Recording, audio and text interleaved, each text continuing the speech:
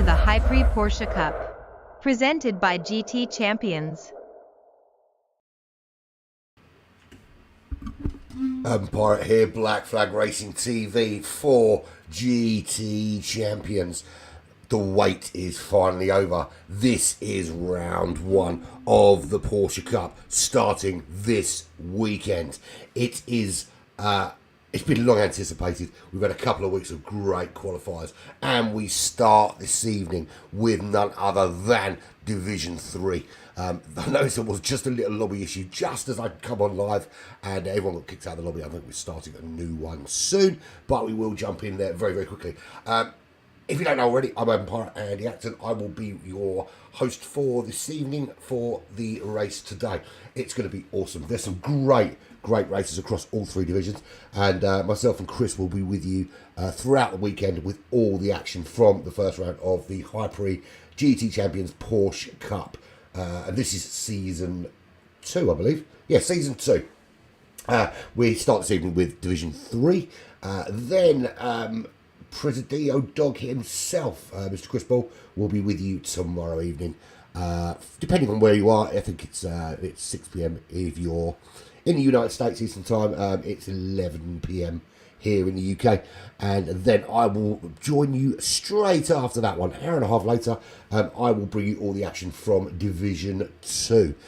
Just waiting for the new room to be created, and it is finally up and running. I don't know what the problem was, but it's up and running now. So let's have a quick look at the runners and riders for this evening, shall we? That is your final 15. We had a series of qualifying sessions where we whittled it down, and we moved to the really quick drivers, went off and off, they went into Division 1. And then we had a little battle going on, and then we sent some other quick drivers into Division 2. And then we had another little battle go on, and some of those Division 2 drivers made their way into Division 1. And then everyone was left here in Division 3. But don't let that fool you into thinking that these guys aren't quick. There have been some amazing races throughout the qualifiers, and I happen to know some of these guys personally that are in Division 3. I know a couple of guys in Division 2 as well. We've actually got a couple of racing for Black Flag. Don't worry, I will be as impartial as I possibly can be. But I can tell you that it's going to be darn close. In this group, so here we go. Let's have a full run down. We've got Devlin from ISA Racing Team. We've got J49. He's from Black Flag Gore, and Jay from the United Kingdom. Spider from RWB Racing, United States. We've got Magic Cook from the United States for the Ice Racing Team. Average Viper for our sponsors, Hypre.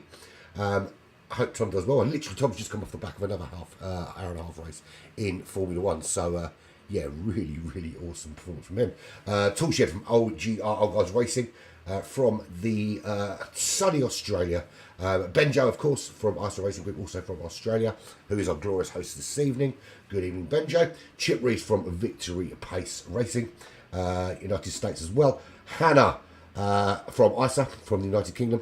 HPR, who's an independent driver. I believe that is Indonesia or somewhere. If I'm wrong, please do correct me on that. Igorski from RWB Racing, from the United States. Big Red U of A from the US of A, for ISA Racing. Forza Ferrario from Scotland, racing for Hypre. Jet from the United States, racing as an independent. And last but by no means least, Mikhail, 24, of the United States, racing for Apex Motorsport. So, as I said, I'm your host, Pirate. This is round number 1, Division 3. We're at the Red Bull Ring, and I can tell you now, it's moist. It's definitely moist. It's not super heavy rain, but it's going to be very tricky conditions. The trickiest part of it is really these guys working out what is going to be the best strategy to get them through. Now, we're all in. I'm actually in it. If I show you the list, I'm actually in it. There we go. Where am I? There I am. I haven't ticked in, but I do have the same car as everybody else. We are all in the 911 RSR. Which is what I think we're waiting for one more to jump in. I don't know who. I'm assuming that Fuse from Canada is off the reserve list and covering that. Bearing in mind that I don't recognise his name from the list, but everyone else I do recognise. Yes, everyone's in the absolutely phenomenal Porsche 911 RSR. Very, very good. What's the word I'm looking for? Group 3 car, very, very good Group 3 car. Tends to be quite popular. Seems to be a little bit OP in terms of the Group 3 cars. You find that in most Group 3 lobbies people are using them, but you know, it is what it is. It is what it is. So, what's going on this evening? There we go. Round 1, Red Bull Ring. It's January 21st. Well, it is if you're in the United States. It's 6 p.m. In the United States, or well, 7 p.m. actually in the United States on the eastern coast. Here, it is Saturday the 22nd. I'm confused. It's midnight here. It's 60 minutes of racing. We've got 10-minute qualifying, which is just starting now. People are just going on track, and we will jump out and join them in a second. It will be a grid start. Light damage is on, BOP is on, tuning is off. You drive the car as it comes out of the factory. You can use any tyre you like. You can use soft, medium, hard, or intermediate tyres. No need for wets. It's not going full wet here. It's only drizzle, moist drizzle. I know some people don't know about the word moist, but it doesn't really bother me. There we go. And yeah, you can use any tyres you like. Tyres will be depleting at times 2. Fuel will be depleting at times 2 also. So let's, without further ado, I think we should head into the lobby. And if I click the right button, boom shanker. Very pretty looking, isn't it? And got to thank Hypre for these absolutely wonderful. And I've got an audio input problem. I will solve that problem right now. Don't worry, problem will be solved imminently. Yeah, so we are in the, it's a phenomenal car, this 911 RSR, to be fair. And I defy anyone not to enjoy driving this car. It does take a little bit of getting used to, but it doesn't take long once you do. And I don't know why, because I have had audio input all the way throughout, and then all of a sudden it's just decided to disappear from me. But let's see if I can get this up and running.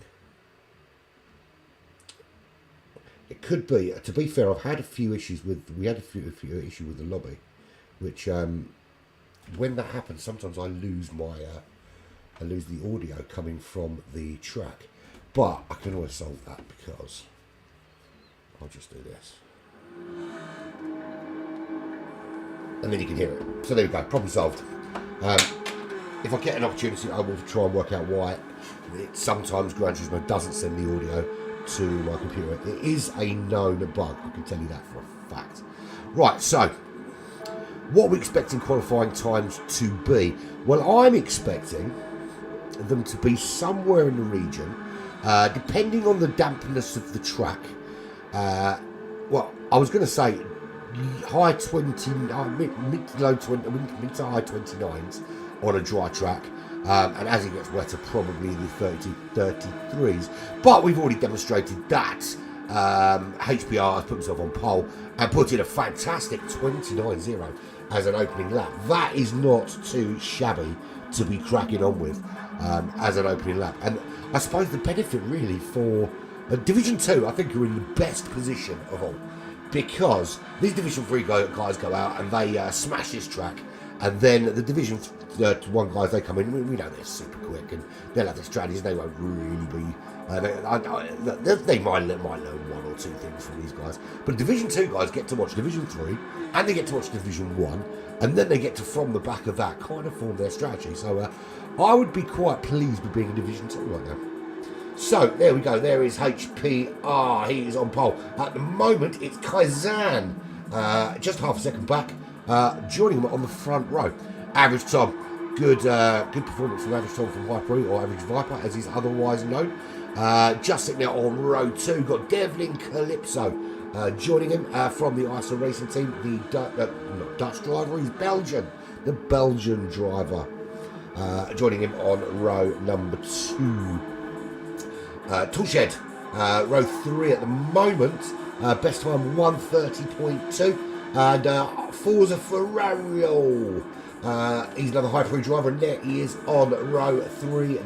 where Average Tom has just been ditched to after Porsche just put in a phenomenal 29.8. Forza with a 30.8. Big Red is on row 4 alongside our glorious host Benjo from Australia. Fuse from Canada. Don't know what team Fuse is representing. I'm assuming Fuse has been drafted in from the reserves, so it isn't on our official list, but I'm sure that if he didn't belong here, we would know about it by now. They are just a tenth quicker than Hannah from the UK, another ISO driver, of course. 132.5 for Fuse, 132.7 for Hannah. Chip Reese, 134.1. Old Man J at the moment, 140.8. Now, I'm happy to know that Old Man J is significantly quicker than that, and will be putting in a much hotter lap very, very soon. Pretty much everyone's going to be qualifying on the Racing Soft tyres. It is pretty dry at the moment. So HPR currently on pole and is improving, 128.6 for HPR 82. And if anyone is watching, can you confirm if that is indeed an Indonesian flag? I think I'm pretty good with most flags, even those outside Europe. But I'm not entirely sure. I could be. I could be way off from that. And if I am, I apologise. But you know, I'm from Britain. We for most of our history, we flew the British flag above most countries because that's what we did back then. Obviously, we don't do that anymore. We gave everything back. We just kept all the stuff in the British Museum for you to look at.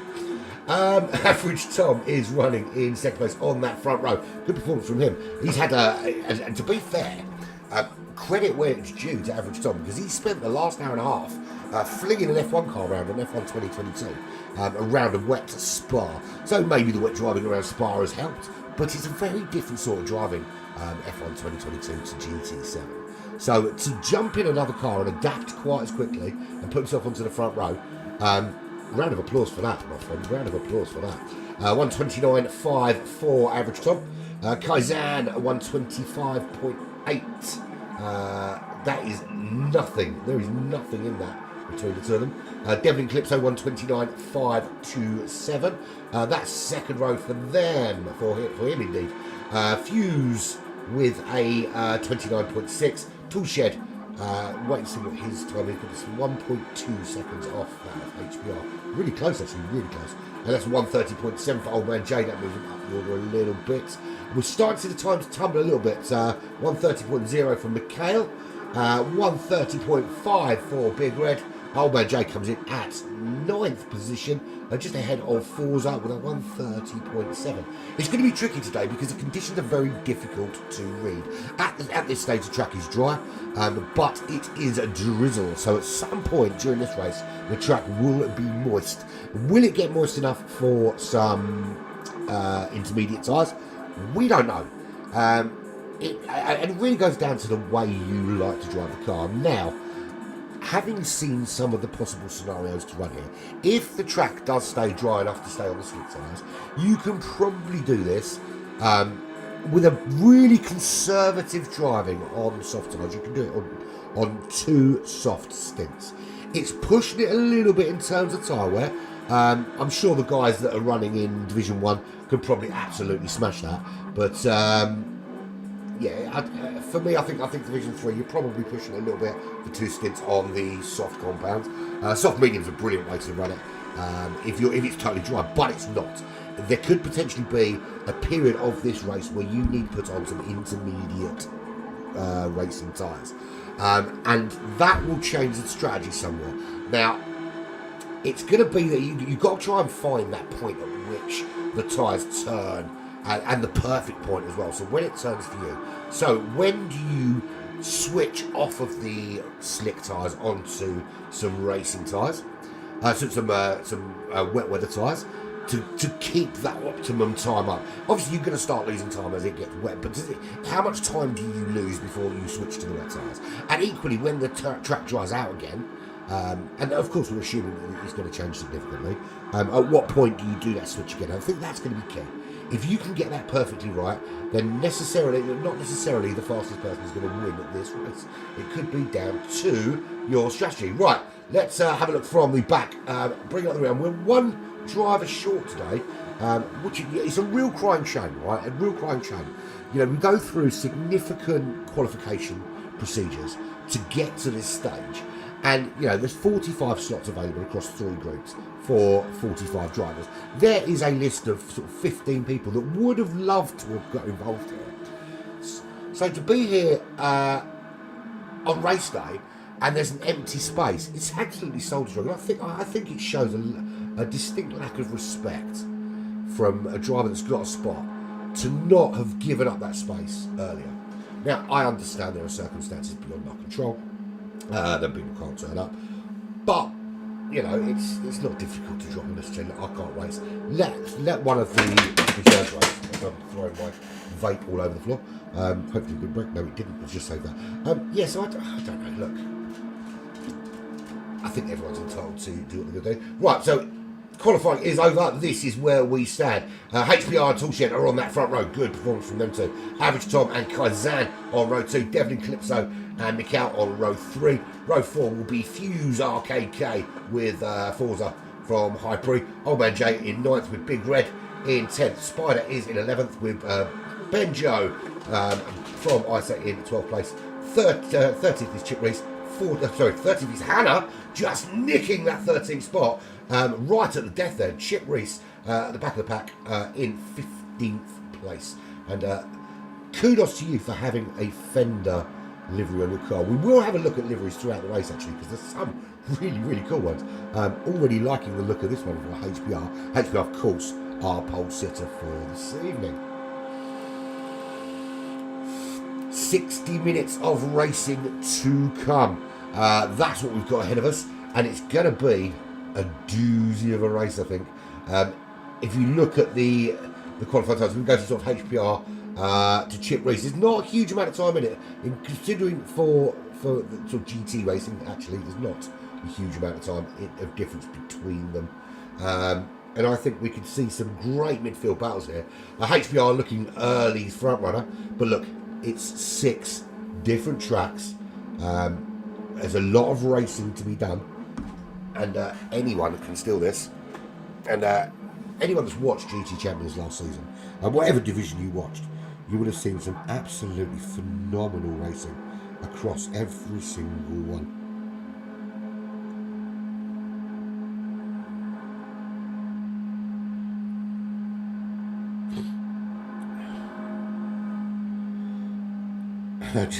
Just seen an urgent message from our glorious leader Chris Ball, because I don't often check my Discord while I'm streaming, but I have now seen it. Chris, I've got it, man. I got the message. I would have seen it eventually.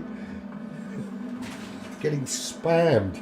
Probably forgot my phone on silent this time of night in my house. Don't know why, because my loud booming voice going throughout the house is really going to allow people to sleep too well, is it? Right, so there we go. What can we say other than, oh my god, who cannot wait for this to get cracking? I'm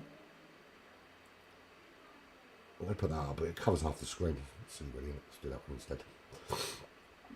We need one in between, Chris. That's what we need. We need one of these that goes in between the two. And I do apologise for my very nasally tones.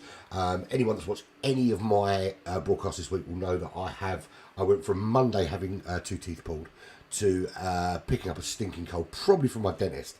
Well, actually, I don't think it would have come on that quick. Yeah, I had 2 teeth pulled on Monday, and then from Tuesday I've had a stinking cold. I was rough as yesterday, and the day before. I did my through now. Got all the broadcasts done, pretty much all the broadcasts done. But there we go. Yeah, it is what it is. Qualifying's finished. We're just waiting for the host to start the race. Yeah, I am still a little bit nasally. I've got most of it out of my system now. I have been slamming Lucozade like it is free, basically. Like it's free. Or like I've been driving a Porsche and I need the fuel. Just to kind of keep me upright and going. I've got a tin of Red Bull waiting as well. So if you do hear me, I'm just keeping myself lubricated because I did broadcast yesterday. I lost my voice. I went to speak afterwards. I went to shout something upstairs to one of the kids, and just a squeak came out. And you would find that unusual, bearing in mind that I don't usually squeak at anything. You may or may not be pleased to know, I'm going to share anyway. I am 22 days now cigarette free. Still got the dusky tones of berry wet, and I've switched to using a vape. Don't need a lecture about the dangers of vaping. I've done my research, thank you very much, but it's significantly better than smoking cigarettes. So way go to me. I might actually at some stage be able to walk up the stairs without coughing.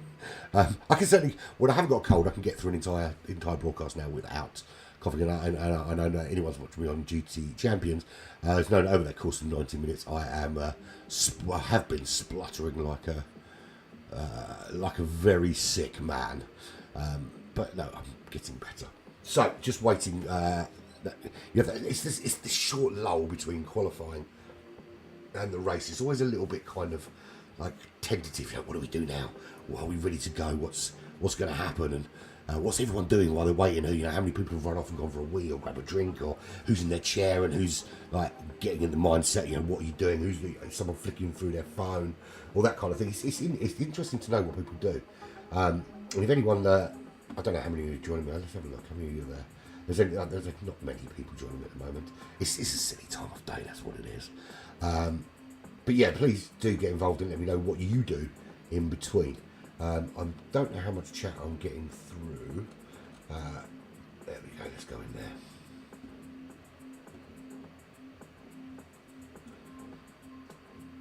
Yeah, so, what was I going to say? Yeah, let me know what you guys do in between this kind of lull between qualifying and the race. Just waiting for it to start. And I do wonder why sometimes there's such a big gap. We've got the 40-second warning there, because often you kind of expect, qualifying's done, let's get straight into it. For the drivers, I suppose there's other considerations. They want to make sure they've got the right tyres on. They want to make sure they've got their settings correct. They want to make sure they're kind of comfortable, and because you're about to sit down for an hour and drive. For me, I'm in the same position I started in. I've just got to find something gainful to talk about. So you know what we've got to do, because this is something that still hasn't been fixed by PD.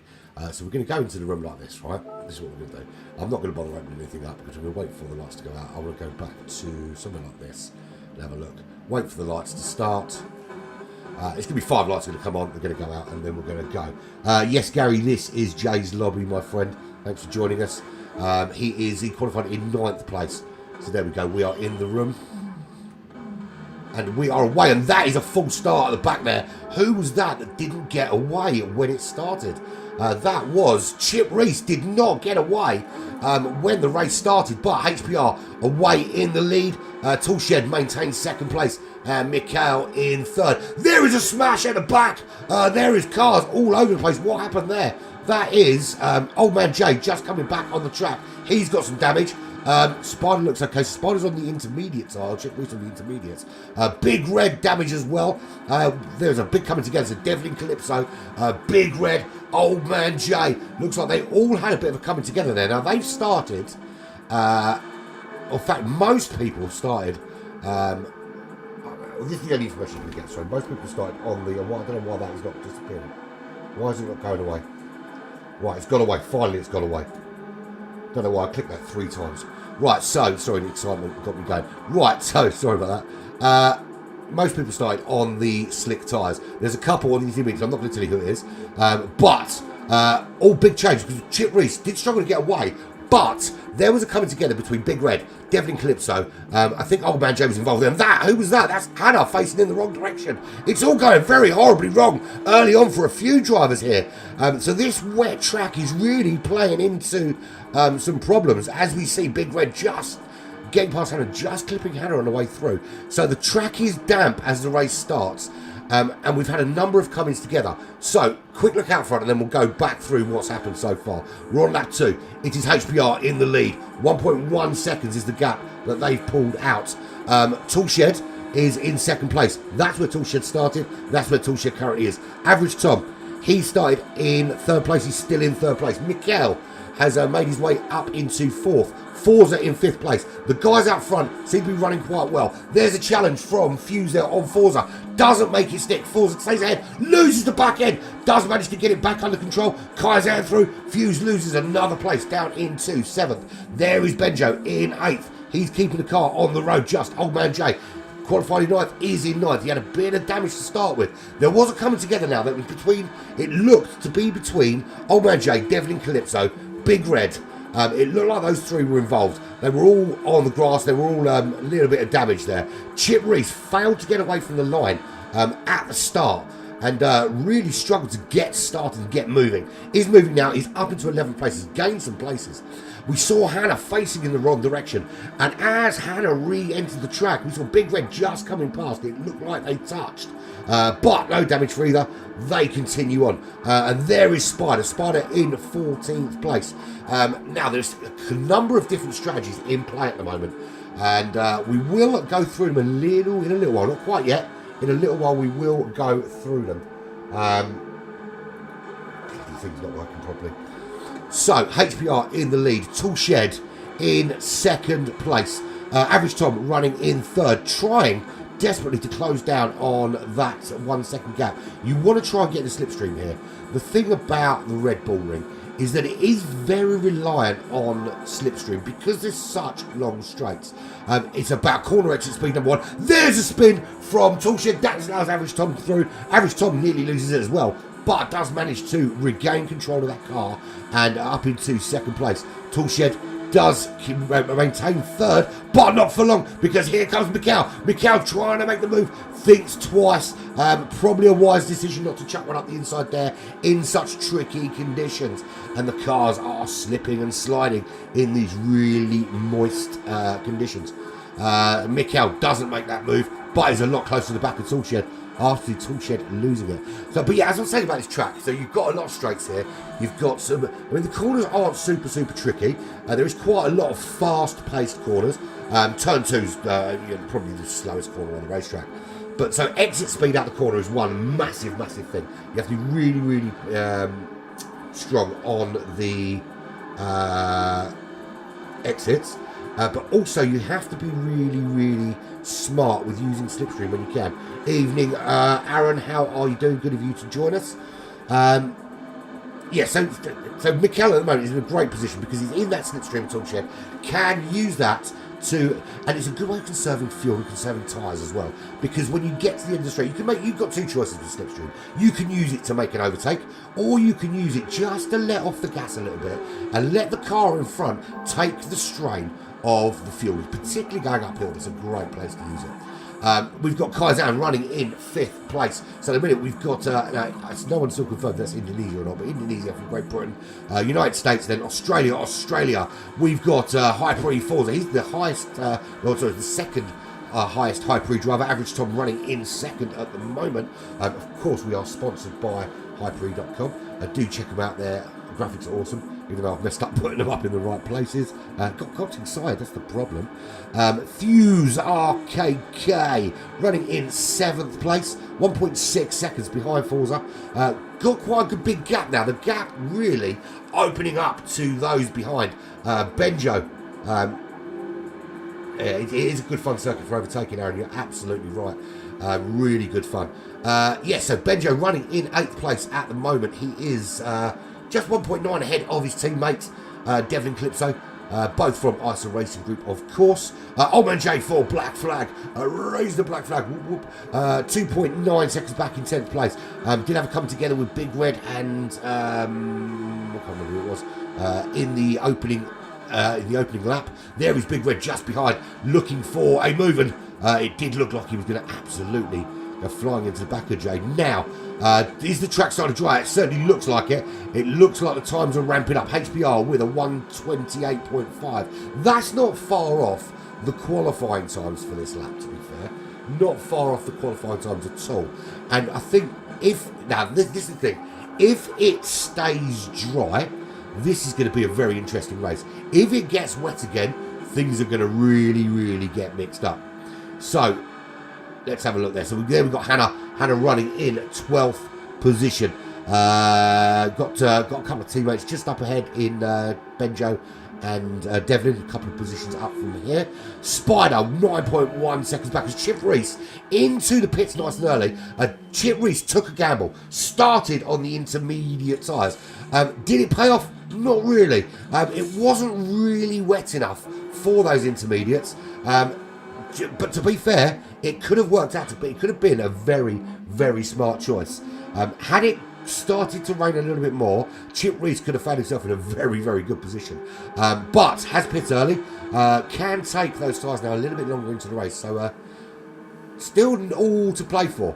But there is your race leader, who's now pulled out a 3.9 second lead, qualified in pole, and just seems to be ramping up that pace as the water's coming out the track, as it's getting drier, as it's getting faster. You can see him ramping it up. He's opening up that gap. High Pre's average Tom doing a very good job in second place. He's 2.1 seconds clear of the American driver Mikhail, and just holding in there. He's finding it hard to tackle to the back of HBR. If you look at the pace in terms of the last lap, I mean, HBR doing a 28.2 in that last lap, 28.5 for average Tom. It's difficult when the car in front of you is constantly churning out 2-3 tenths more than you every lap. You kind of have to set into a rhythm, and hope the guy in front's on a different strategy. Hope that there's some way to kind of catch up with later. But your biggest job is obviously going to be making sure the cars behind don't catch you up. Getting every apex right. At the moment, Average Tom doing just that. And this track absolutely suits Average Tom. I've seen him race a bit, and this is the sort of track that absolutely suits his driving style. Mikhail in third there, but he hasn't got it all his own way. He's got a bit of pressure behind from Toolshed. Toolshed, who qualified in second, is now running in fourth place, but he's got a bit of pressure on the back of Mikhail, and hoping that he can force Mikhail into a mistake. Mikhail is more concerned at the moment, I think, with preventing Toolshed from catching him than he is from catching Average Tom. I mean, look, if he catches Average Tom, it takes the pressure off immediately. But it's going to be in your mind that the car in front is further away from you than the car behind. So the car behind is immediately there and present. I need the keyboard controls back. I hate having to scroll through like that. It's ridiculous. Kazan running in fifth place. It is 3 seconds to gap to Toolshed. In a bit of no man's land already, Kazan. No real... there's no real sort of space out in front. There's nothing really behind challenging. Quite at this point in the race, it's quite a good place to be, because you can just kind of get on with it and put your laps in, look after your tyres, look after your fuel for a little bit, kind of settle into your rhythm. You're just outside that top three. You're 9 seconds off the lead. You know where you are in comparison, but it just gives you a little bit of a cushion, a bit of time just to relax. There is Fuse, the Canadian driver, running in 6th position. Got Forza, the other High Pre driver. That's the next ranked High Pre driver, tucked right in behind. And Forza really, really putting pressure on Fuse at the moment. Fuse was making challenges on Toolshed earlier on, but just dropping off that pace from the front three as Toolshed moves up into that top three, making a move on Mikhail. That's a penalty for Fuse. That will allow Forza, when that penalty gets served, just to make up some time, and he's really close in behind. Now, Forza, ideally, if Forza can make the overtake before this penalty is served, that is brilliant news for him. That said, it doesn't really matter too much, because now Forza knows he can just drive his line, just keep doing what he's doing, and he knows that when that penalty gets served, and that'll be just as they turn out of which turn is it? I can't remember which turn number it is. But they'll come to the top of the hill here. They'll brake on this left-hand side, around the 100-metre board. That's when they get on the brakes, get turned in. I don't know who the Doc was. Hello, Doc. Bye, Doc. And there we go, back on that power. Now, the penalty line is up near the final two turns. It used to be along this stretch here on GT Sport. They have moved it to a much more inconvenient place. As they would. There's a lot of the penalty lines here. And I've made my feelings clear about the penalties on GT7. I think the penalty line should be taken out. And I think it should be, you should just be allowed to serve it somewhere on that lap. Your own way, in your own manner. And we already see that slowing down warning. And we'll see now Forza just making that move. Now the gap back from Forza to Devlin from the ISA Racing Group is 19 seconds. So a very distinct kind of two-pronged, and very surprised actually that Forza didn't make that overtake faster. Kazan, bit naughty, didn't get off the racing line, serving a penalty. Really should get off that racing line. It's, you know, he shouldn't be hanging around there. Can cause an accident being in there. But I mean, there's the gap behind. It's 20.7 seconds. So we've got the top 7 kind of running within sort of 20 seconds of each other. Then we've got that gap all the way back to Devlin Calypso. He's got a big red, just 8 tenths behind him. They're both really battling it out there for position, but also trying to find a way to close up on the top 3. There's Benjo from the ISA Racing Group. He's in 10th place. He is 6 seconds clear of Hannah. Hannah being just a second ahead of Old Man Jan at the moment, running in 12th. And he looks like he's having a few problems today, but really depends how long and how deep into the race he's going strategy-wise. And I can tell you now, I'm not actually entirely sure what strategy he's running today. And he's losing the back end of the car. He's into the wall. That's not ideal there. Did he just catch that wet? Look, see, that's the problem. When you've got a damp track, you've got to stay off the curbs. You've got to stay off the grass. That allows Spider through. Spider up into 12th place. Old Man J dropping down to 13th. Now, he is 52 seconds clear of Chip Reese. Chip Reese, remember, though, massive disadvantage from the start. Lost a lot of time. Didn't get off the line straight away.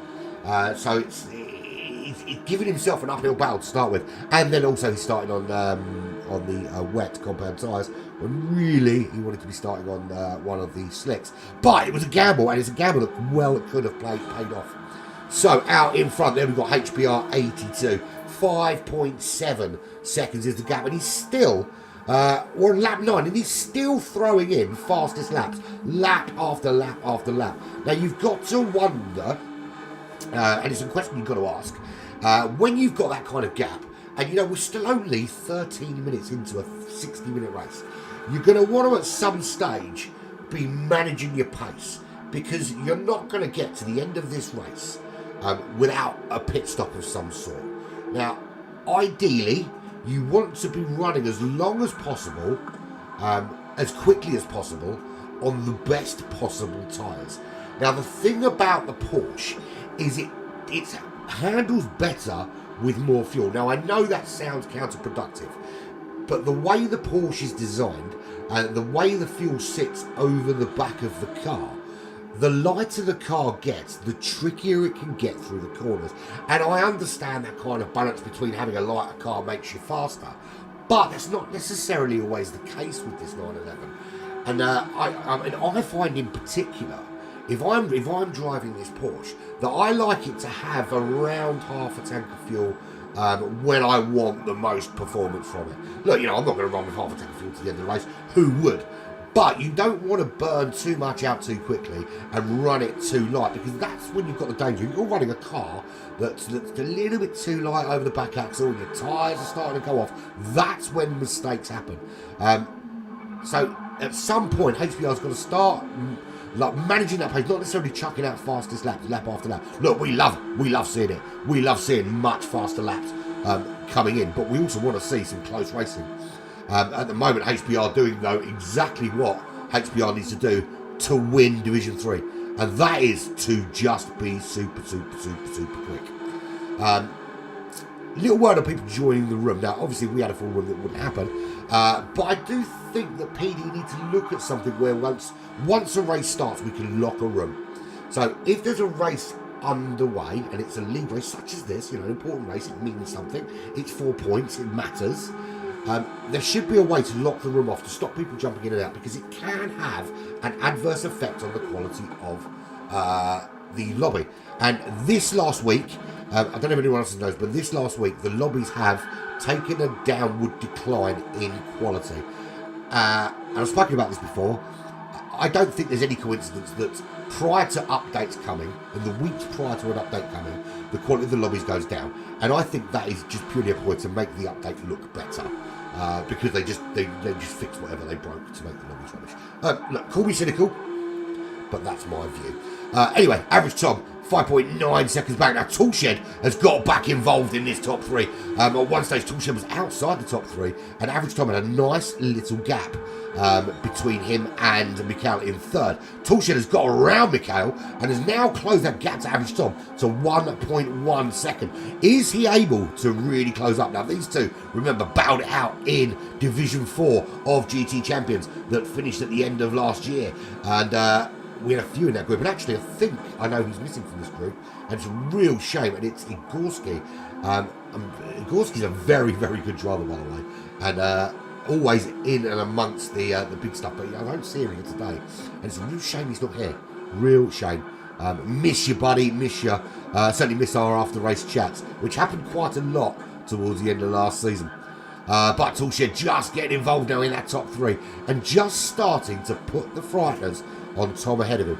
Now, pit window. Let's talk about pit window.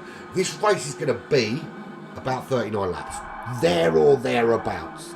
I know because I've done the math. We'll find out soon just how good or bad my math is. I haven't driven. I haven't had the time to drive it, to be fair. I did intend on running a full set. I just haven't had the time, in all fairness. And with being sick, just...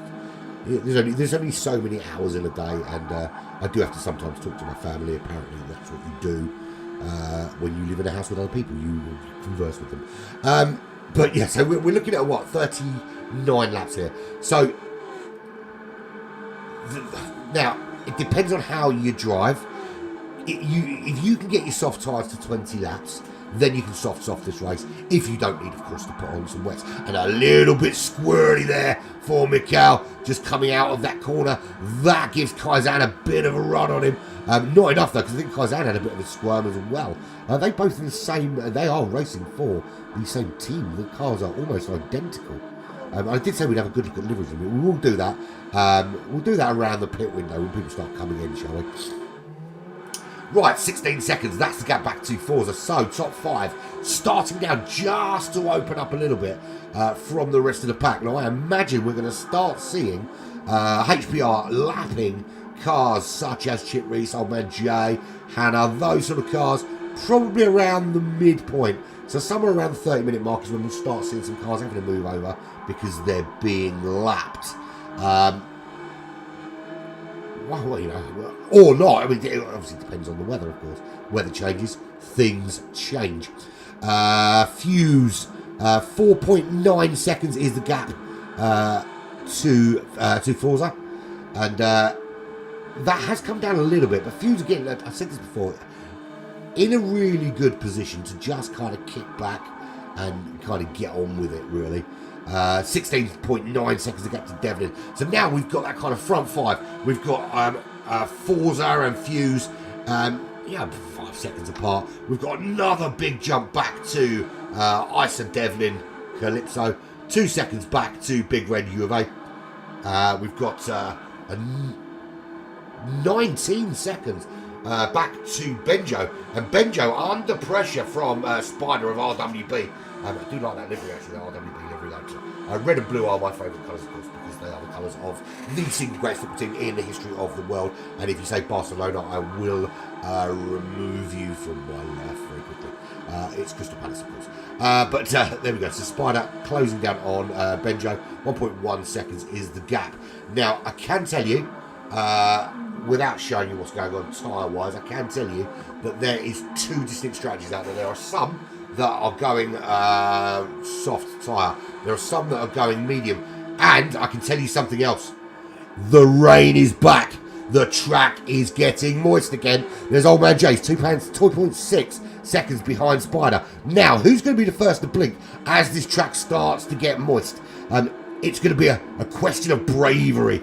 Are you brave enough to see out? And Hannah just showing just how slippery the track is now getting. Running in 13th place. Chip Reese is in 14th. Now some way back from the leaders. Chip Reese has been into the pits again quite recently, I can tell you that. Right, so here's the thing. The track is moist. The track is getting slippy. Now, this is where decisions are going to need to be made.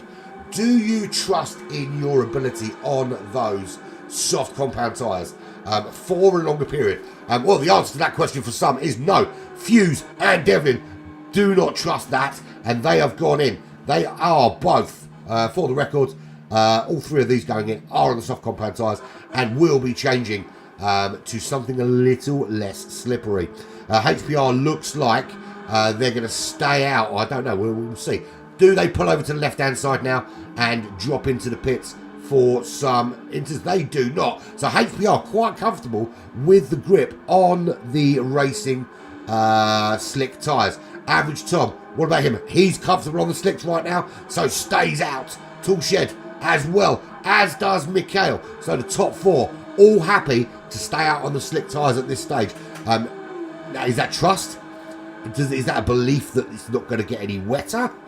Or is that stupidity? We'll soon find out.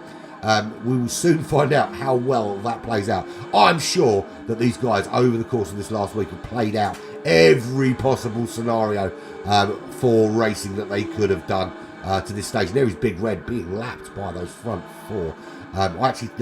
People getting lapped sooner than I expected. Kaizan going into the pits. Now, Kaizan in the pits, but already on the intermediate tyres. Now, is that a case of, I don't think I'm quick enough on the intermediates, I'm switching back out to some slick tyres maybe? Don't know, is the answer to that question. Forza has also stayed on the slick tyres. Spider, 33 seconds back, has also stayed out on the slick tyres for now. So a lot of people trusting the slick tyres to get them through this and don't feel that they're losing too much time with the track the way it is. And also, there's a level of trust as well that it's not going to get much wetter much quicker. Now, we know it's only light rain. Absolutely know it's only light rain. So we don't have to worry too much about the track getting like crazy wet. But there is that point, and I did talk about it earlier. There is that point where you've got that kind of crossover between getting a good, decent, solid time, and of course the time's going to drop off when the track's wet. There's no question about it. But it's getting a good, decent, solid time, and where that time is compromised by not being on a wet weather tyre. And some people clearly have a bigger threshold than others. There is Benjo. He's also stayed out on the slick tyres. And then we start looking at the intermediate runners, all obviously further back.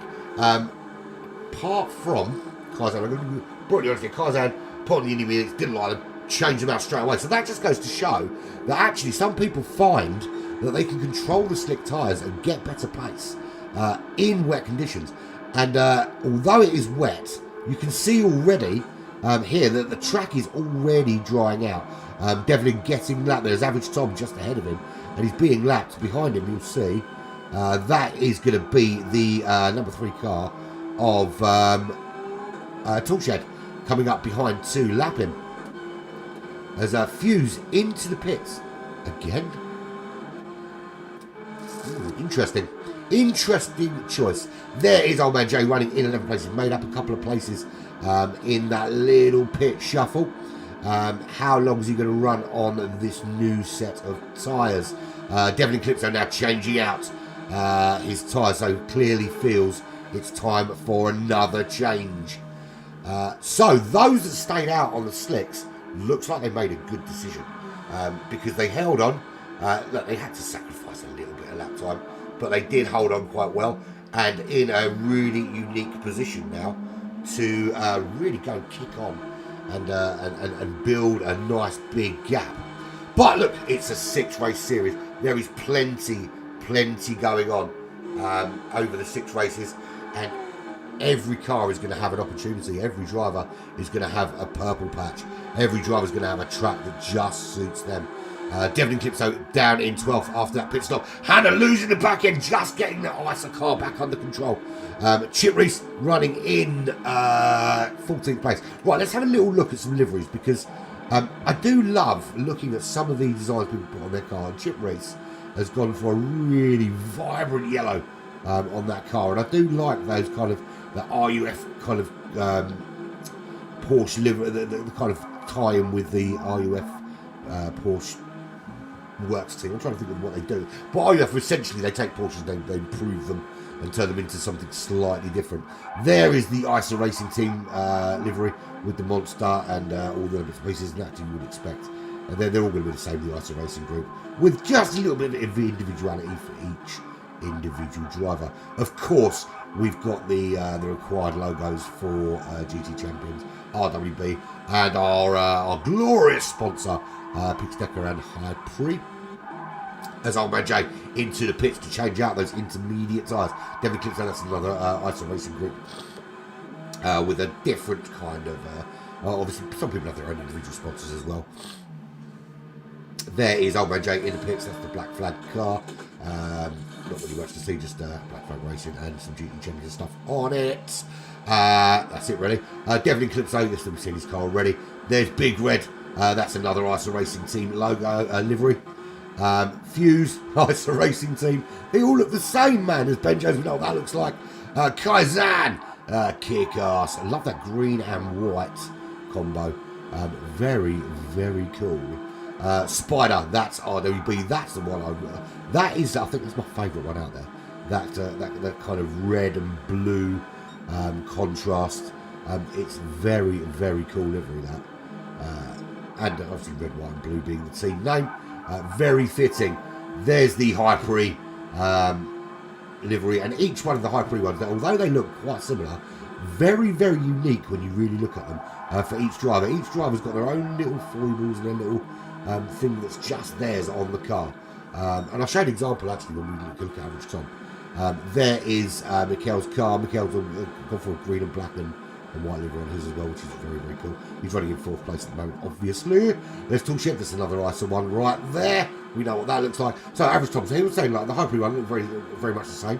Slight couple of differences. We've got the Mine logo on there. That's a kind of throwback to a charity event that we ran at Black Flag actually for the charity Mine. But also if you look there's that little Wolves badge, which is for Wolverhampton Wanderers Football Club. He is a supporter and he is a steward at the club. That's his kind of little foible there, that's his. HPR. Now, this is quite anime. And I do like some of these anime cars. I'm not quite keen on quite so many advertisements on the car. I think, if you're putting loads of sponsors on the car, there should be sponsors that actually sponsor you. Not necessarily just advertising companies you like. But it is what it is. Everyone, each to their own, shall we say, each to their own. So there we go. HPR still leads the way. The gap is 12.6 seconds now. As we're heading to that halfway point and firmly into the one-stop pit window.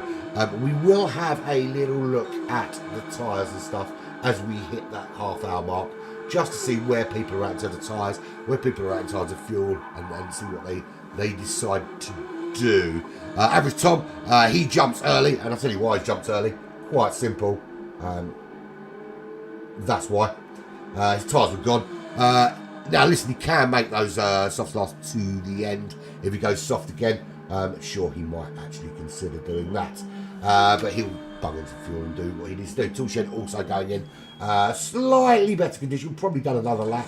But I think, when you're chasing someone down, always good to just go in. They go in, you go in. It's the best way to do it. Forza also going in. Much better condition on the tyres. The rear's in a much worse place than the fronts, though. So definitely could have done another few laps. There is Spider. Spider has been in. He's on a different strategy. A lot of lag there from Spider. Spider is all over the racetrack. I don't know how much that picks up on the broadcast, but very, very laggy. Kaizen. There is Kaizen running in 7th place. 12.0 seconds. 9.7 seconds behind Spider. Kaizen from the beautiful island of Australia. I say beautiful like I've been there. I haven't been there. I would love to have been. I've been many places in the world, but not managed to get that far away. And that is literally the furthest I could go, unless I went to the moon, of course, which I don't plan on doing anytime soon. Or Mars. I definitely don't plan on doing that. HPR coming into the pits with Mikhail in second. Mikhail's going to need to pit soon as well. But that gap, as he goes, it was 19 seconds. some gap back to Toolshed Average Tom. It'd be interesting to see when they come out. Toolshed's actually jumped Average Tom in the pit window, so gained himself a little bit of extra time. Just been a little bit braver in terms of refueling, I think. Whether that's wise, this is the thing. When you see cars do this and they jump in and they can't jump the gun with refueling and think, okay, I've got this spot on, and then you see towards the end of the race there's that little struggle with making it to the end, and then you always second guess, you think, well, should I just stay here for another couple of seconds? I think, well, no, if you do the math and you think you know what you need and you do it and it gets you out early, you can manage that fuel later on. Get a bit of slipstream hide behind someone. How about that? And we have lost Devlin Calypso from this race. I'm going to keep my mouth shut. The track is getting moist yet again. Spider is in 5th. Forza is in 6th. Kaizen in 7th. We've got Fuse running in 8th place. Now, it's getting damper, and some cars have been in the pits. Now, if this gets much wetter, the cars that have just been in may be wondering whether they should have held on for another lap. Because I can tell you, it is wetter than it has been so far. Certainly on parts of this racetrack. There's Benjo running in 9th place, 13 and a half seconds back, as Mikel finally 33 minutes into this race, decides it's time to get into the pits. Big Red or U of A, I'm assuming it's supposed to be US of A, is 8.1 seconds back from Benjo, running quite well. I can tell you, of those cars out there that have pit, there are a couple that have preempted this weather and might find themselves in a really good position quite soon. There is Hannah. We saw Hannah having a few little wobbles early on, but sailed nicely into this race in 11th place, ahead of Old Man Jay, who's running, or actually getting the run up to turn 1 here. And is there the overtake available up the inside? Certainly having a look, but just couldn't brake late enough in these conditions. Does keep the car on the road though, and couldn't make that move stick. So maybe another opportunity later down the line on another corner in another time.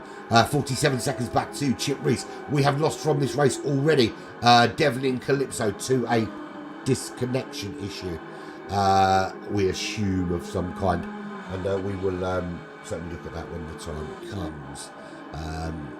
It's a shame now when it happens. People have these issues with disconnections, and it happens sometimes more often than you like. It is what it is. Toolshed running in 2nd position, 17.5 seconds back. Did jump Average Tom, but Average Tom not too far behind. Lost a little bit of place, but 1.8 seconds is the gap, and just as they just come around to lap Big Red U of A, there is Average Tom. He's got 1.6 seconds to catch on Toolshed. Look, we know that anyone that watched GT Champions, particularly Division 4 last year, will know that Toolshed is very, both of these drivers, very, very capable, very capable of top 3 finishing positions. In fact, Toolshed himself finished in the top 3. It was, I think he was 3rd in the overall championship. So we know they're very capable drivers. Average Tom, we saw. In fact, Average Tom won the first GTC race that I broadcast, which was at Daytona. So yeah, both very capable drivers and both very capable of winning races and getting the job done. Mikel, not seen Mikel race before, apart from in the qualifiers. I've seen most of these races in the qualifiers, so I've got a rough idea where they're at in terms of pace. But Mikel, I think, is doing a very good job there. Just kind of sitting outside that top 3. But has kind of built that no man's land that makes your race a little bit more comfortable.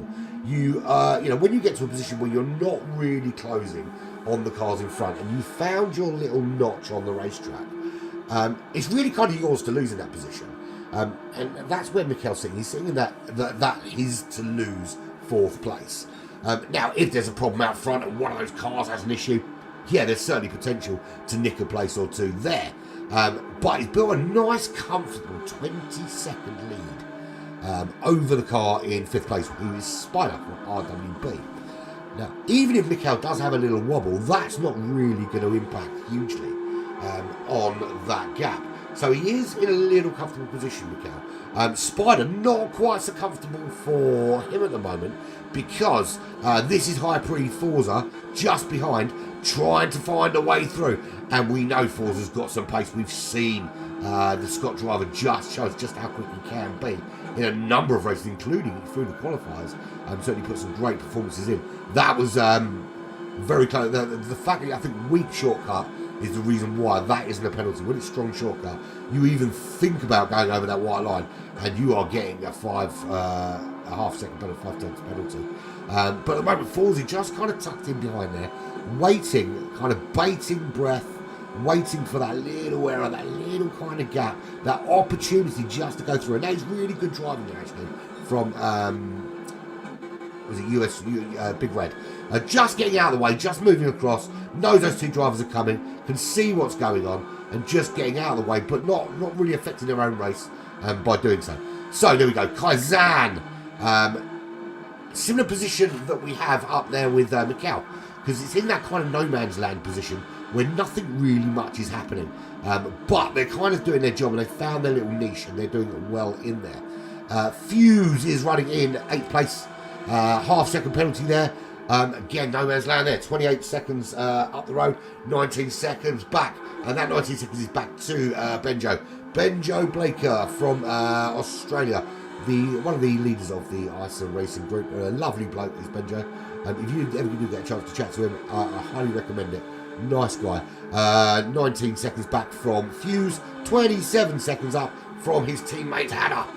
She's now opened up a 3.3 second gap on Old Man Jay, who was quite close to the wall, certainly looking at overtaking to turn 1 a couple of laps ago. Now just dropped off that pace a little bit into 3.2 seconds back, but the lag there was absolutely woeful. Very difficult actually to overtake when you've got that kind of lag, and I don't know how much of that lag the drivers are experiencing, but all I can say is the lobbies have not been great lately. Whoever's been hosting them and whatever platform. Usually PS5 tends to be a bit better than PS4. There's a spin from Old Man Jay, or was it a spin? No, I think we just lagged. So 6 seconds from Old Man Jay is Big Red U of A. As we can see, High Pre just ahead of High Pre Forza, just ahead of him, who has obviously lapped him. And then 47 seconds back to Chip Reese. And I just want to make a mention about Chip Reese, right? Because Chip Reese has been involved in a lot of races that I've broadcast and I've seen, not just for GT Champions. I've seen Chip Reese in other competitions, and he's done some races with Black Flag as well. And I've got to say, right, and I do say this quite a lot, back markers that stick it out, that no matter how things are going, no matter how bad it is, that you're going around at the back of the pack, you're not really making any inroads, but stick it out, race in, race out, and really put that effort in, deserve a lot of respect. And I don't think they always get the respect they deserve, because quite often we focus on guys like HPR, Toolshed, Average Tom, Mikel. These guys are racing out in front, and they get all the accolades and all the recognition. But it's easy to stay in a race and give it your best when you're racing up at the front. It is so much harder to keep that same focus when you are 30, 40 seconds back at the back and still stick it out in the race. And there are some people that do it, race in, race out. And there are some people that, when it's not going well for them, just choose to quit. And it's commendable. For me, I commend people like Chip that do that. And the thing is, their time will come. Because they stick out, because they practice, their time will come. And they will find that they get better, and they'll find they improve, and they'll find they'll move up the order, and they find that things will get better for them. And those that choose not to stick it out and not to give it a go and not to try, they're the ones that are going to suffer later on. So I doff my hat, not wearing a hat, but if I was, I would doff it to you, Chip Reese. But there we go, this is the man we need to watch, and I think we're going to do, let's do an on-board lap with this guy and just see how he navigates this track. And we're going to have a look at some of these inputs and just how he controls this car. And he's getting such good pace out of it, no matter what the race conditions. And this track has gone from dry to moist to damp to slippery, and back to kind of to greasy, and then back to dry again. And it just seems to be very consistent in terms of lap times. You look at the inputs, you look at the way that he takes the car through the corners, and makes sure that he kind of glides around them, doesn't overdrive the car, and still manages to put in some great lap times and just put it in the right places at the right time. You can see why he's 19.4 seconds clear at the Red Bull Ring. He's clearly been spending some time on focusing on getting these lines right. And I mean, the key is a lot of the key is the exits. Is getting the exits right, give you just that impetus to get the speed coming out of the corner that you need to give you those extra few mile an hour at the end of the straight, and that's where you make up the time. Yeah, there's a lot of people that try to go really fast, and look, there are some people in Division 1, they can go really fast with corners. That's just how they drive. When you're sort of B or a C or a D driver, or an E driver posing as a D driver as I do, your lap times are all about finding that little bit extra out of the corners, and this is what this guy's doing exceptionally well at the moment. Got to be very, very happy with that. So there we go. So he's in the lead, 19 seconds, almost 20 seconds ahead of Toolshed. Toolshed battling around, found a little bit of a problem early doors, just dropped off a bit into fourth, found that rhythm again, back in the race. Was in third behind average time. They went into the pits. Just managed to make that little jump in that kind of pit section. So went in straight after, and actually could have probably got another lap, but went in straight after average Tom. Wanted to kind of, it was very much one of those strategies. I'm going to do whatever you do. I'm just going to try and do it better, and he did. Came out in front, and hasn't really had a challenge from Tom at this stage. They're both, look, the pace is phenomenal for both of them. Both really good pace. And if HBR wasn't having such a great race, these two, no doubt, would be battling further out the front for first place here. But very similar pace between the two of them, and they're running very, very comfortably at the moment. So that's the front three. Then we go 10 seconds back to Mikel, comfortably in fourth. And at the moment, with the way things are going, we lap 30, we've got about 15 minutes left. So 30, about 9 laps, 9 or 10 laps remaining of this race. And I think we're looking at the top four, certainly being the top four, in one sort of form or another. Look, there's still things that can go horribly wrong, and things do in racing. We know that. But if these guys just keep doing what they're doing, I think they're the top four we're going to see. Not a lot of really close racing at the moment. I think that's the one downside to the Red Bull Ring, although we do have something going on here. No, it's a lap situation. Yeah, that's the one thing about Red Bull Ring, is that you don't generally, because you've got such long straights, and there's not a huge amount of corners, you find that with the longer races here, it tends to kind of open out. And you don't get super close racing all the time here. Look, I would love to be proved wrong when we watch Division 2, when we watch Division 1. I would love to be proved wrong on that and see some much closer racing. But my experience of Red Bull Ring is you don't really get it that often. And it does tend to open out. And then maybe towards the end, it closes up again as people just start to push. There is Forza. He's just lapped old man Jay, who's up into 10th place. Forza running in 5th. He is 25 seconds off the back of Mikel at the moment. Aim to close that down? I don't know. I think it really depends on if there's any change to the weather conditions or if there's any problems. His closest rival at the moment is this man here, Kaizen, MSR Kaizen, from Australia. It is 4.4 seconds the gap. He's a minute now off the off HBR out in the lead.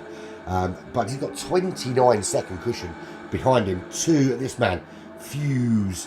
And it seems to me that everybody kind of found, other than Toolshed and Tom who switched positions, quite early on, everyone kind of found their little slot on the racetrack. And they've made it theirs.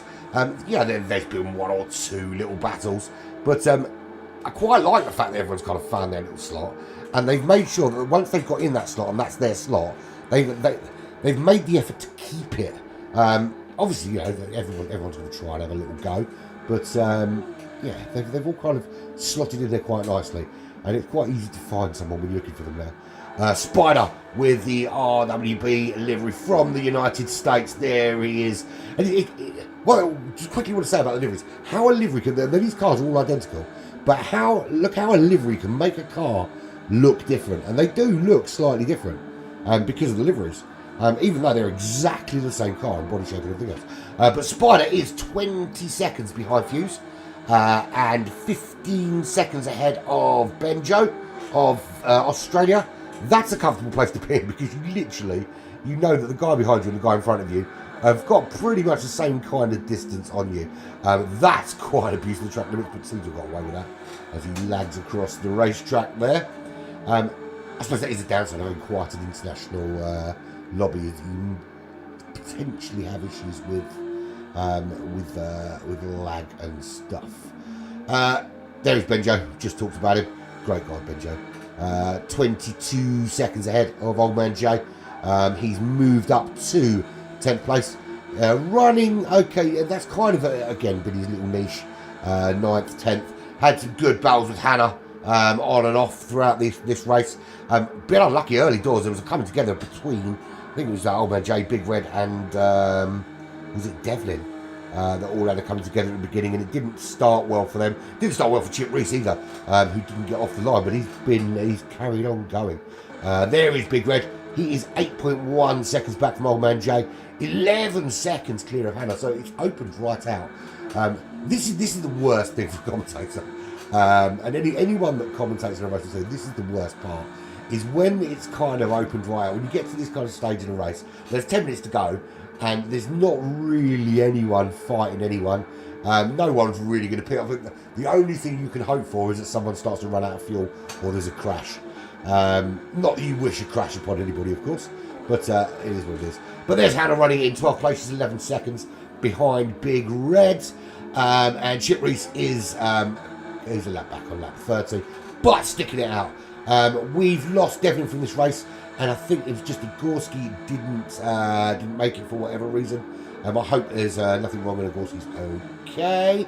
I know I had a bit of run about people not turning up, but what I said still stands. Because I think we've got one replacement in already anyway. So, no change out front apart from the fact that the gap is just getting bigger and bigger and bigger. HPR just seems to find more and more time the longer this race goes on.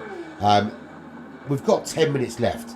10 minutes, 4 or 5 laps remaining. And I don't know how else to describe this performance other than flawless. Absolutely flawless. The first fastest lap went to HPR, and the last fastest lap's going to go to HPR, and I can't see that changing in any way. It's been phenomenal driving. And if you just see Hannah moving over just to let HBR go through. And so this is the situation essentially. So Division 3 is almost like a feeder for Division 2. So if someone drops out of Division 2 tomorrow, then HBR will jump into that spot. Then someone will come off the reserve list and jump into Division 3 in their place. And then Division 2 obviously will then be a feeder for Division 1. And it will be the top performers in Division 2 that move into Division 1. And I've got to say, looking at HPR's performance here today, he would not be out of place among those drivers in Division 2. In fact, a lot of these drivers wouldn't be out of place among those drivers in Division 2. It has been quite small margins between each division. Look, the guys at the top of Division 1 are clearly at the top of Division 1. But if it's really difficult to separate the kind of bottom of each division with the top of the one below. I think you could quite easily take half from each and switch them, and it wouldn't really see much difference in terms of performance, which is great. That's the great thing about it, is that you get some great racing wherever you're looking. Obviously tomorrow we move on. It is the very experienced and very talented Chris Ball will be with you for the lead group number 1. That's tomorrow. That is at 6 p.m. Eastern time. I could stand corrected. Like 6 p.m. Eastern time, I believe that is. That's 11 p.m. in real money, in UK time. And then I will follow the unfollowable Chris Ball. I will try and follow the unfollowable Chris Ball for Division 2 at 2:30 12 UK time, which is 7:30 Eastern time. I'm going to have to learn these time splits, aren't I? Off by hand instead of having to keep looking them up. To be fair, I do have a little thing on my wall that tells me if I push the button and it tells me. Right, so 23.4 seconds for HPR 82. This is lap 35. Toolshed still not dropping average Tom. So this battle, I think this is the one battle that still could rage on. There still could be a push from average Tom here on the back of Toolshed. Toolshed's got to manage this pace now to the end. I can tell you, we're not going to show you, but I can tell you their tyres and fuel are very similar. Neither one has an advantage over the other. They are both very capable of making it to the end of this race without any problem at all. How well do they manage it for the last few laps? And obviously the other thing, are we going to have a little surprise in the weather? I'm not a fan of a wet race. I struggle to drive a car in the dry, so I'm not a fan of a wet race. But I do like watching them, and this has been it's been interesting because it's been such a difficult one to predict. When it just rains, it's easy to predict. You're just on wet tyres and you drive around in the rain. But this one's been a kind of tricky. It's been like the track's got wet and then it's not wet and then it's greasy, but it's not greasy. And you've had some that have just gone, I'm just going to race on the slick tyres, and that's how I'm going to run my race today. We've had some kind of flitted between the two, and it's been interesting to see how those different strategies are played out. Some people have gained positions, some people have probably lost positions because of it, but it's been interesting all the same. Really looking forward to the next few races, I'll tell you that. So there is average Tom. It's 1.1 seconds, and that's kind of where it's been flitting between 1.1 and 1.4 seconds, that gap. Now that's a twofold thing. That is the question I need to ask really is that when I went in the correct way, is that average Tom biding his time, knowing in the next couple of laps he's going for a big push, or is that Toolshed just managing that gap to a level that he's comfortable with? So Toolshed, it's a twofold thing. If you're Toolshed, and let's go on board with Toolshed while we talk about him. So if you're Toolshed in your car right now, this is you. Now you know the guy behind you is sort of 1 second back and he's got good pace. Now you don't want to push too hard, because what you don't want to do is risk making a mistake, because off the racing line there is going to be some damp patches, and you know it only takes one little mistake to slide your car. So you don't want to overdrive and push too hard to try and open the gap if you can help it. But by the same token, you don't want to allow them to close up on you, which is happening now. That's one thing. Now, if you look from the perspective of average Tom, and we go on board with him now, and that's his view in front. That's the view he's chasing down right now of Toolshed. You don't want to over push and take yourself out of the running, but you need to make sure you've got some pace there for that final push at the end to make sure you can have a go. Now at the moment Toolshed's picking up a little bit of slipstream from Chip Reese, who will get out of the way and let these two come flying through without question. I don't think Chip Reese is going to hold them up in any way. Chip Reese is very fair. Chip Reese knows what the situation is back there, and does pull off eventually. So Toolshed is just tucked in behind, getting a little bit of slipstream. The longer you can get some slipstream there, the more helpful it is. And Chip Reese just almost come back onto the racing line, but it didn't affect them too much. This has actually closed the gap a little bit between the two. Half a second now is that gap. Now, is this, as I say, is this now average Tom making that big push? Sorry, excuse me. Oh, it's awful, isn't it? So it looks like I'm going to be interviewing HPR, Toolshed, and average Tom, doesn't it?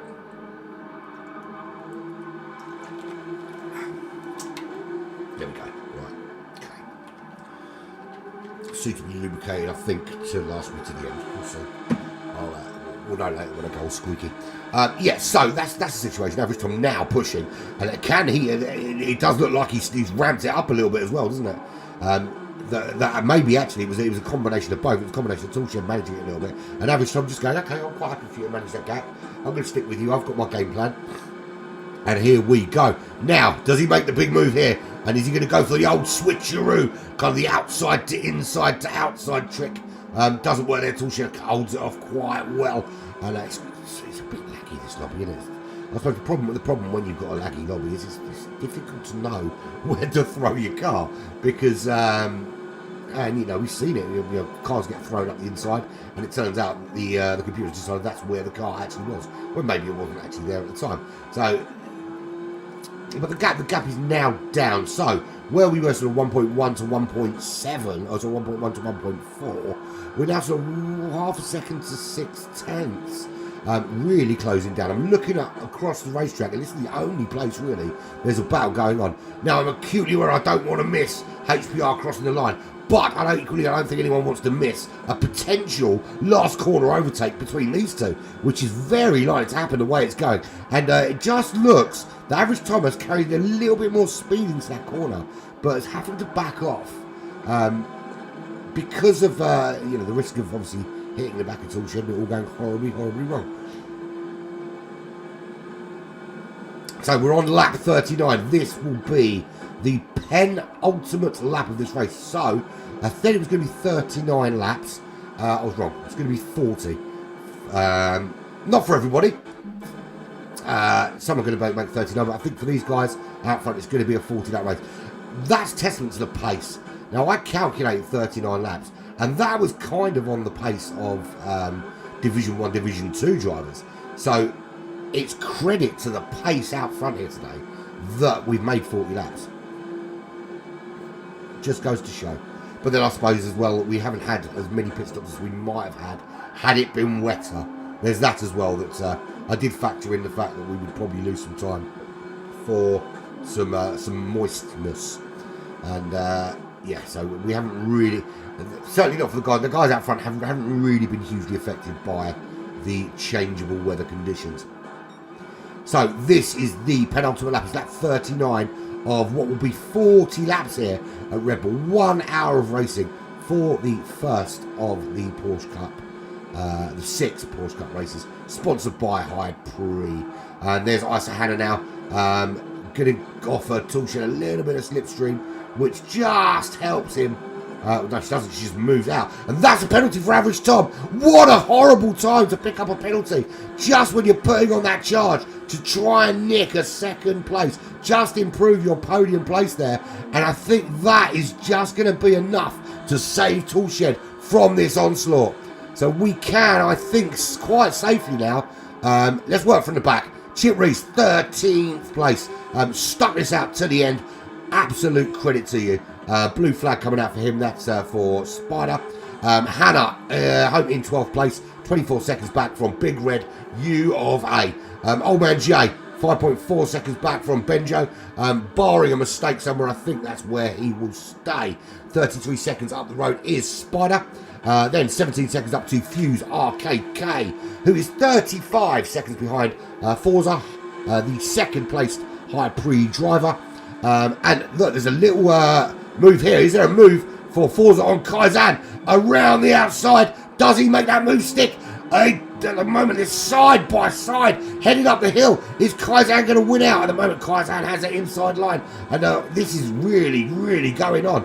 And it's the first time we've seen a battle for a while, so we've got to stick with it because we haven't really seen much of this for a while. So on the brakes, who's brave? Kaizan on the inside, and there's a little wobble for Forza, and he just drops off, and I think that battle is now over. Old Man Jay actually gets to unlap himself. So Fuse finishes in 7th. So Carbon 5th.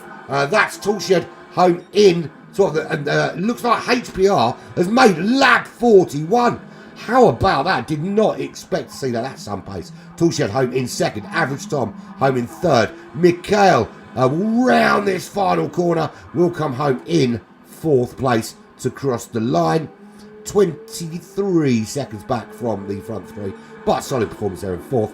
Kaizan held off that late charge from Forza Ferrario of High Pre, and will come home in 6th place. Where's HPR? Because we've got to watch HPR cross the line. Not quite there yet.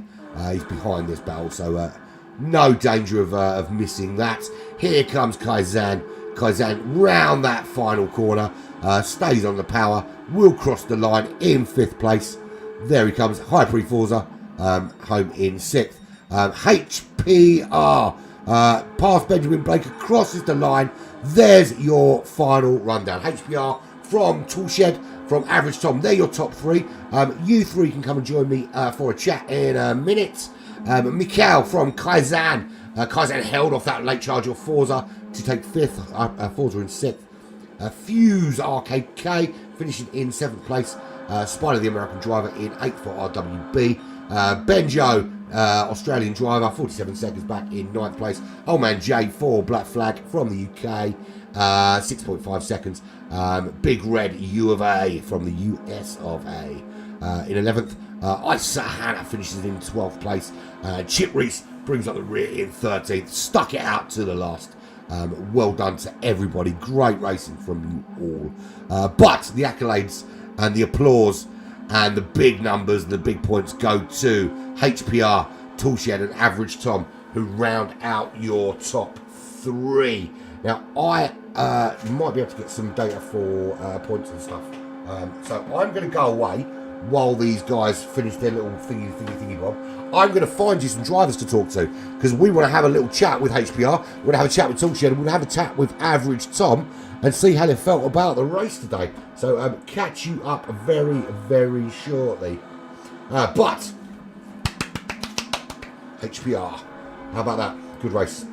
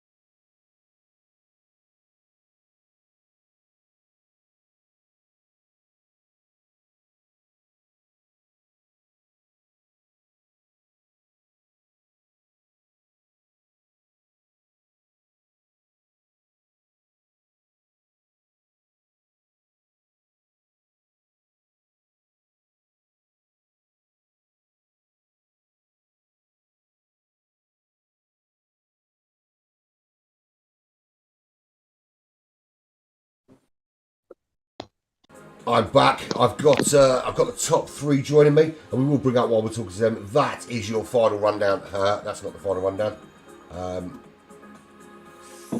Oh, Slipstream was that's not right, is it? Slipstream wasn't the winner. I've been sent this by Chris, and it just goes to prove it's not only me that gets things wrong because he's put Slipstream as the winner. It wasn't Slipstream at all. It was, in fact, someone completely different.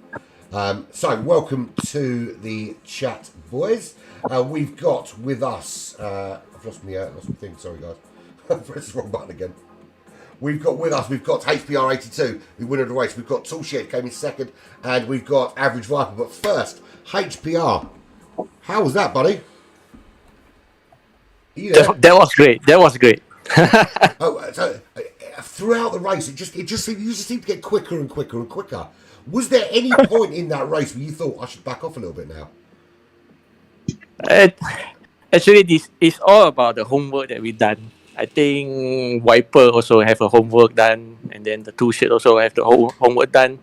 So actually, the race is not really tricky. Just need to aware all those information that in front of the screen. So and then pace you up, and just try to finish the race without any incidents. I mean, all three of you did that. I mean, all three of you as well didn't even consider. I think going on to an intermediate tyre at any stage. You were quite happy. Were you comfortable with the grip when it got? I mean, because at one point in that race it did get quite greasy. Was there any point in that race where you thought maybe I should start thinking about some wet tyres? Because actually there is a system on this Gran Turismo. If you put you set the weather for small rain. I think because of the tires actually is warm up. Soft tire is very good on this. So when the tire is warm up, even the track is greasy, it was just quickly drying. That's why I don't want to pit for the wet tires. I don't want to pit anything. I just want to have a one stop and then finish the race. I did notice actually. I mean, because there was I think one started on the intermediate tyres, which could have either been an absolute genius masterstroke because nobody else did, but actually turned out to not be a great idea. But I noticed when people switched onto the intermediates, there was a couple that after a couple of laps went in and switched back out again because clearly they didn't feel they were fast enough. But you guys the pace didn't even really drop that much. I think the most I saw a drop in pace between like the dry pace and the wet pace was only about a second and a half. Yeah. That's why I don't want to risk it. No, it was brilliant. Anyway, Toolshed. Yes, mate. You never got him overtook, but you did it in the pits, mate. Yeah, I short fueled. I think I slipped one past him for a change. Do you know, it's funny because I was thinking, I saw how much fuel you put on and so much he put on. I thought, I know the pair of you would have done the maths, right? Which one's closest? It turns out you're both all right. Yeah, I mean, I'm still sweating. That was the greatest. Normally, unfortunately, Viper seems to have incidents. It takes him out of these races. This was, I think, was his first incident-free race, and mate, geez, he pushed me all the way, and he had a 3-second gap in the first stint, and I got that. I think most of that was in the pit entry, believe it or not. Yeah, I mean, you could have actually probably stayed out a lap or two longer as well. When you came in, there was certainly one, maybe 2 laps left in your tyres. Was it a conscious decision to follow him in when he went in?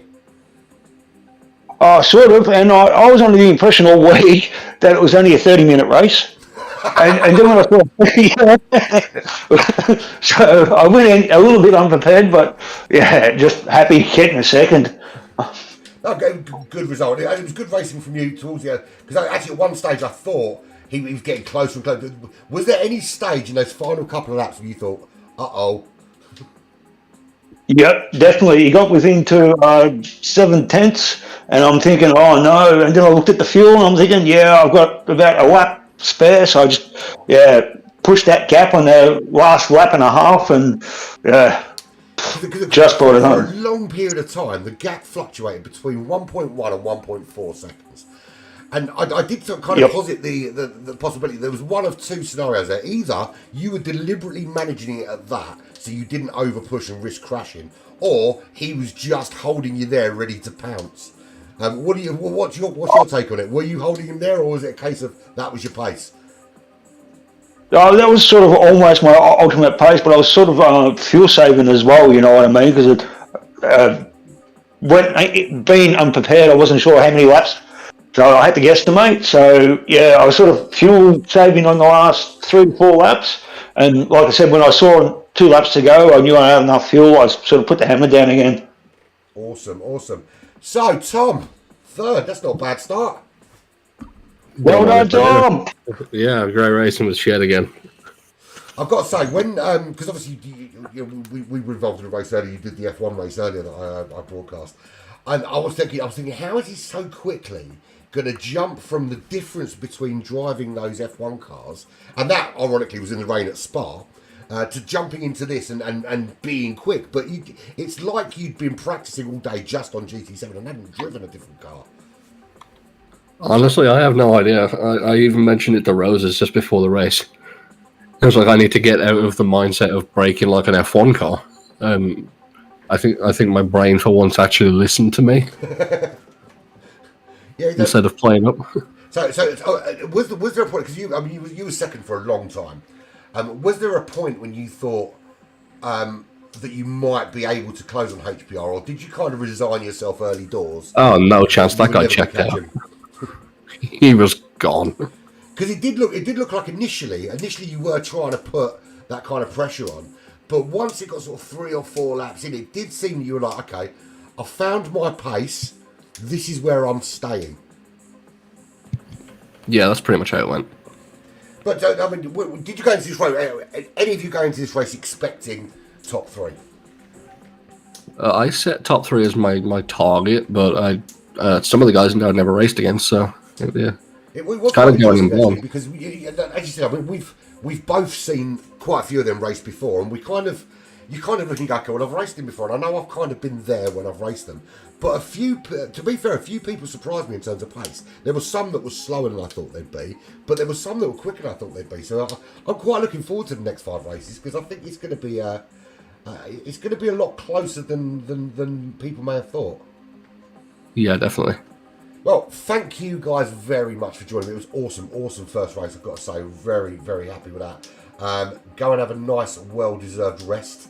And we will catch up, I'm sure, if you make it to the top 3 next week. We'll catch up again next week.